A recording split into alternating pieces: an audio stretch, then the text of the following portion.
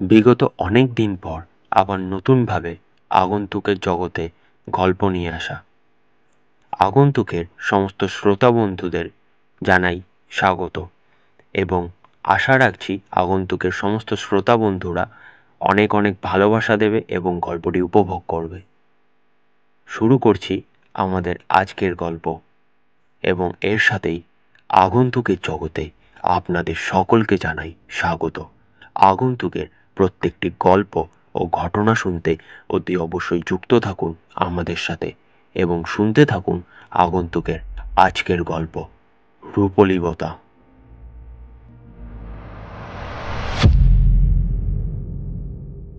আজকের গল্পটা কলকাতা শহরের এক অন্ধকার গলির, এমন এক গলি যেখানে দিনের আলোও যেন উকি দিতে ভয় পায়।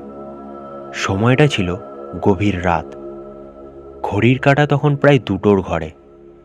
বাইরে হালকা বৃষ্টির ছিটেফোঁটা পড়ছে আর সেই সঙ্গে ঠান্ডা হাওয়া। শহর তখন প্রায় ঘুমিয়ে, কিন্তু সকলের জন্য নয়। আমাদের গল্পের শুরুটা এক পুরনো বাড়ির সামনে। জীর্ণ দালান, দেয়ালের পলেস্তারা খসে পড়েছে, জানালার ভাঙা কাচগুলো যেন ভেতরের রহস্যের সাক্ষী। এই বাড়ির 3তলায় থাকতেন অবিনাশ মিত্র। লোকে তাকে চিনত একজন অবসরপ্রাপ্ত অধ্যাপক হিসেবে। নিপাট ভদ্রলোক, নিজের বই আর কবিতার মধ্যেই বুঁদ হয়ে থাকতেন তিনি। কিন্তু সেদিন রাতে তার জীবনে ঘটেছিল এক অনাকাঙ্ক্ষিত ঘটনা। রাত তখন 2:30। হঠাৎই পাশের ফ্ল্যাটের এক বাসিন্দা, তরুণী, যার নাম নন্দিনী, চিৎকার করে উঠল। সে চিৎকারে কেঁপে উঠল পুরো বাড়ি। প্রতিবেশীরা ছুটে এলো। দরজা ভাঙা, আর ভেতরে অবিনাশবাবুর নিথর দেহ পড়ে আছে। তার বুকের ঠিক মাঝখানে একটা ধারালো ছুরি বিঁধে আছে। খল লণ্ডভণ্ড, মনে হচ্ছে যেন কেউ তছনছ করেছে সব কিছু। পুলিশ এলো। ইন্সপেক্টর রাজীব সেন, একজন পোড় খাওয়া অফিসার, কেসটা হাতে নিলেন। রাজীব সেনের চোখ বাজ পাখির মতো তীক্ষ্ণ। ঘরের চারপাশ ভালো করে দেখলেন তিনি। মেঝেতে কিছু ভাঙা কাচের টুকরো পেলেন। টেবিলের ওপর একটা আধপোড়া চিঠি, যা সম্পূর্ণ পড়া যাচ্ছে না। আর সব থেকে অদ্ভুত ব্যাপার, অবিনাশবাবুর ডান হাতের মুঠি শক্ত করে বন্ধ, যেন তিনি কিছু একটা ধরে রেখেছিলেন। রাজীব সেন সাবধানে তার হাত খুলতেই দেখলেন হাতের মুঠোয় একটা ছোট রূপোলি বোতাম। সাধারণ শার্টের বোতামের মতো নয়, এতে অদ্ভুত কিছু খোদাই করা। প্রথমেই সন্দেহ গেল নন্দিনীর ওপর। সেই প্রথম দেখেছে, সেই চিৎকার করেছে, কিন্তু তার চোখে ছিল স্পষ্ট ভয়। সে বারবার বলতে লাগলো সে কিছুই দেখেনি, শুধু চিৎকার শুনেছে। পুলিশ আরও কিছু প্রতিবেশীর সঙ্গে কথা বলল, কিন্তু কেউই কোনো পরিষ্কার তথ্য দিতে পারল না। সবাই অবিনাশবাবুকে ভালো মানুষ বলেই জানত, তার কোনো শত্রু ছিলও বলে মনে হয়নি কারো। তবে একটা পুরনো রেস ছিল। বছরখানেক আগে অবিনাশবাবুর সাথে তার এক দূর সম্পর্কের আত্মীয়ের জমি জমা নিয়ে কিছু বিবাদ হয়েছিল। সেই আত্মীয়ের নাম শাশ্বত চৌধুরী। লোকটা একটু গোয়ার গোবিন্দ, কিন্তু সেই বিবাদ অনেকদিন আগেই মিটে গিয়েছিল বলে জানা যায়। রাজীব সেন তবুও শাশ্বত চৌধুরীর খোঁজ নিলেন। শাশ্বতকে যখন পুলিশ স্টেশনে আনা হলো, তার মুখে একটা আত্মবিশ্বাসের হাসি। সে বলল, ঘটনার রাতে সে শহরের বাইরে ছিল, তার প্রমাণও আছে তার কাছে।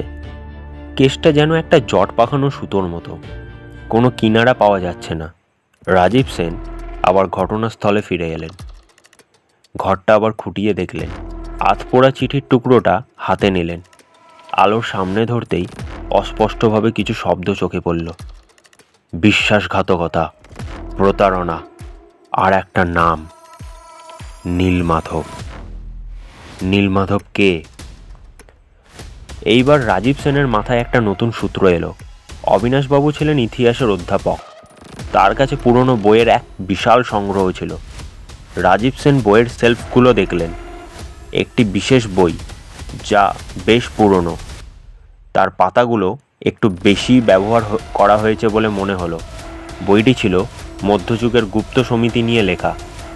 বইটির ঠিক মাঝের একটা পাতায় একটা কাগজের টুকরো লুকোনো ছিল, তাতে কিছু অসম্পূর্ণ অঙ্ক করা আর ছোট ছবি, যা দেখে মনে হলো রূপোলি বোতামের ওপর খোদাই করা নকশার অংশ। রাজীব সেনের মনে হলো এই বোতামটাই হয়তো খুনের আসল চাবিকাঠি। তিনি ফরেন্সিক ল্যাবে বোতামটা পাঠালেন, আর সেই সাথে খোঁজ নেওয়া শুরু করলেন নীলমাধব নামের কোনো ব্যক্তির। অনেক খোঁজাখুঁজির পর জানা গেল নীলমাধব নামে পরিচিত একজন ব্যক্তি ছিলেন, যিনি গত 20 বছর ধরে নিখোঁজ। তিনি ছিলেন অবিনাশবাবুরই একজন প্রাক্তন ছাত্র, যিনি একসময় প্রাচীন প্রত্নতত্ত্ব নিয়ে গবেষণা করতেন। হঠাৎ করেই তিনি উধাও হয়ে যান। একদিন রাতে রাজীব সেন যখন তার অফিসে বসে পুরনো ফাইল ঘাঁটছেন, তখন ল্যাব থেকে একটি রিপোর্ট এলো। বোতামটার কার্বন ডেটিং করে জানা গেছে এটা প্রায় 500 বছরের পুরনো, আর এর ওপর খোদাই করা নকশাটা ছিল একটি গুপ্ত সমিতির প্রতীক, যার কথা অবিনাশবাবুর বইয়েও উল্লেখ ছিল। এই সমিতি নাকি গুপ্তধন এবং প্রাচীন রহস্য নিয়ে কাজ করত। পরের দিন সকালে রাজীব সেন আবার অবিনাশবাবুর বাড়িতে গেলেন। এবার তার চোখ গেল একটা অদ্ভুত জিনিসের দিকে। অবিনাশবাবুর পড়ার টেবিলের নিচে একটা ছোট্ট গোপন ড্রয়ার খুলতেই ভেতরে পাওয়া গেল একটি পুরনো ডায়েরি। ডায়েরির পাতায় অবিনাশবাবুর 20 বছর আগের একটি ঘটনা লিখে রেখেছিলেন।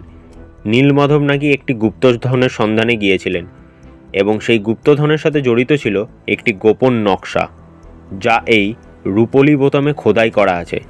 নীলমাধব সেই বোতামটি অবিনাশবাবুর কাছে রেখে গিয়েছিলেন, বলেছিলেন তার জীবন বিপন্ন। নীলমাধব জানত এই গুপ্ত সমিতির সদস্যরা তাকে খুঁজছে, আর ডায়েরিতে লেখা ছিল অবিনাশবাবু সম্প্রতি জানতে পেরেছেন সেই গুপ্ত সমিতির বর্তমান প্রাক্তন হলেন শাশ্বত চৌধুরী। হ্যাঁ, সেই শাশ্বত চৌধুরী, যার সাথে অবিনাশবাবুর জমি নিয়ে বিবাদ ছিল। বিবাদটা আসলে ছিল একটা অজুহাত। শাশ্বত চৌধুরী জানতে পেরেছিল যে অবিনাশবাবুর কাছে সেই গুপ্ত বোতামটি আছে, যা দিয়ে গুপ্তধনের আসল রহস্য উন্মোচন করা যায়। শাশ্বত সেই গুপ্ত সমিতির বর্তমান প্রধান হিসাবে বোতামটি নিজের কাছে রাখতে চেয়েছিলেন। সে জানত অবিনাশবাবু কখনোই বোতামটি তাকে দেবেন না। ঘটনার রাতে শাশ্বত চৌধুরী অবিনাশবাবুর বাড়িতে ঢুকেছিল বোতামটি নিতে।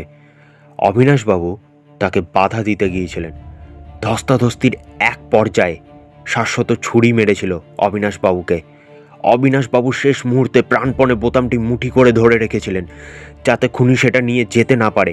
আর সেই আধপোড়া চিঠি, সেটা ছিল নীলমাধবের লেখা, যেখানে সে অবিনাশবাবুকে গুপ্ত সমিতির বিপদ সম্পর্কে সতর্ক করেছিলেন। শাশ্বত সেটি জ্বালিয়ে দিতে চেয়েছিলেন, যাতে কোনো সূত্র না থাকে। সে শহরের বাইরে গিয়েছিল ঠিকই, কিন্তু খুন করার পর দ্রুত ফিরে এসে আবার চলে গিয়েছিল।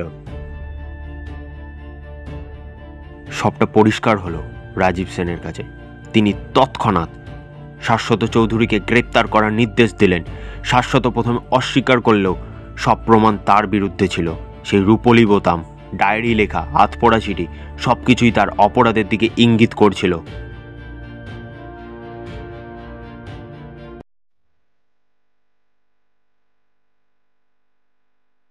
অন্ধকার গলির সেই নিস্তব্ধ বাড়িতে অবশেষে বিচার এসেছিল। অবিনাশ মিত্রের আত্মার শান্তি হয়েছিল। আর রাজীব সেন, তিনি জানতেন এমন আরও অনেক রহস্য কলকাতার আনাচে কানাচে লুকিয়ে আছে, যা দিনের আলোয় আসে না। এভাবেই সমাধান হলো এক রহস্যের, এক অন্ধকার রাতের ঘটনার।